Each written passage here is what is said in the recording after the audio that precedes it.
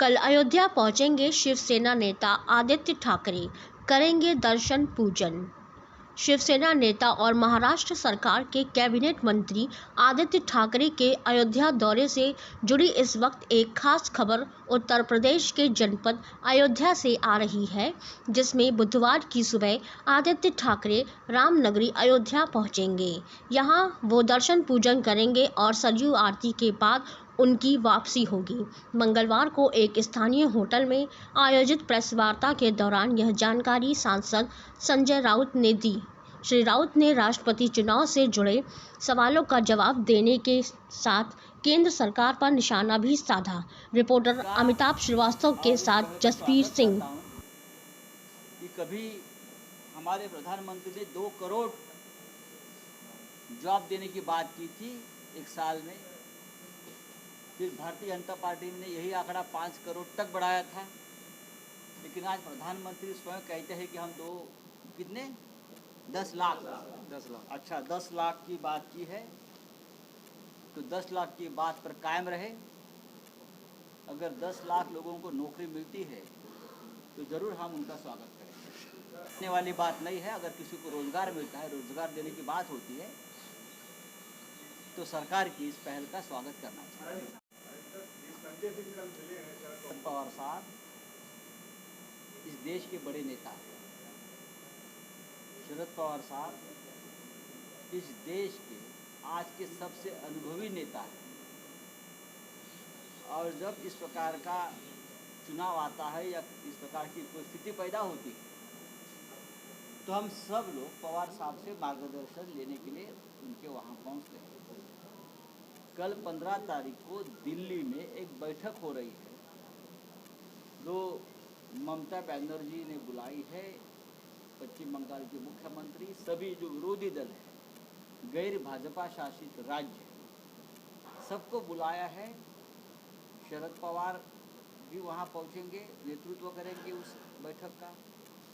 हमको भी निमंत्रण है, लेकिन मुख्यमंत्री दिल्ली कल नहीं जाएंगे और हम सब लोग अयोध्या में हैं।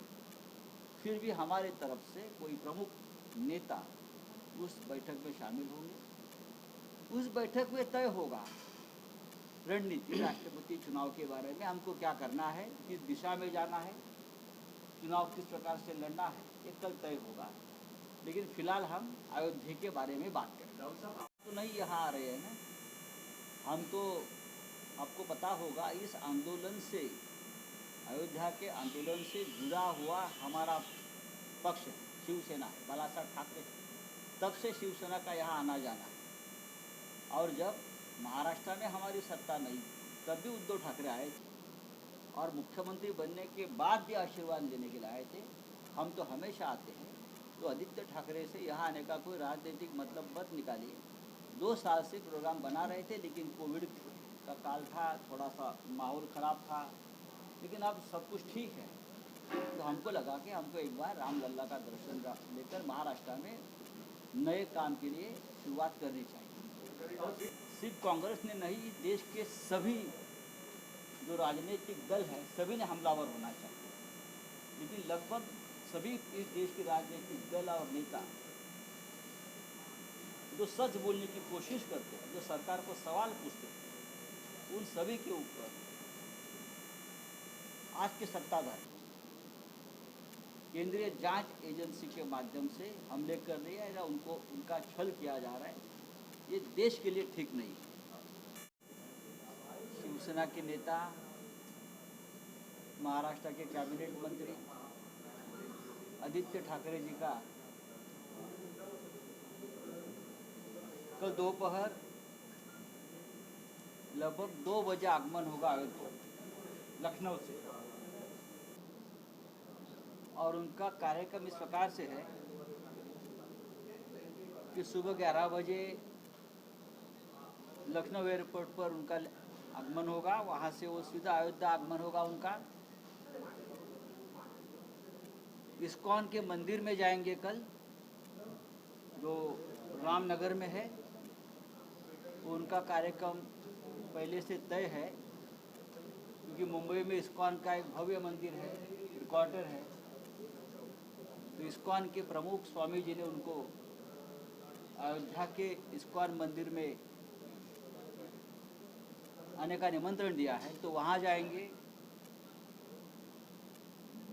वहाँ से सीधे आएंगे होटल पंचशील।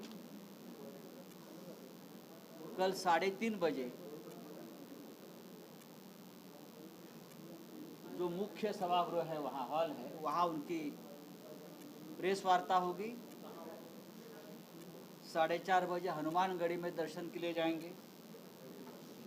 5 बजे जाएंगे रामलला के दर्शन के लिए, और वहाँ से जहाँ राम जन्मभूमि पर जो निर्माण हो रहा है राम मंदिर का, वहाँ भी विजिट होगी उनकी। 6 बजे आदित्य जी जाएंगे लक्ष्मण किला,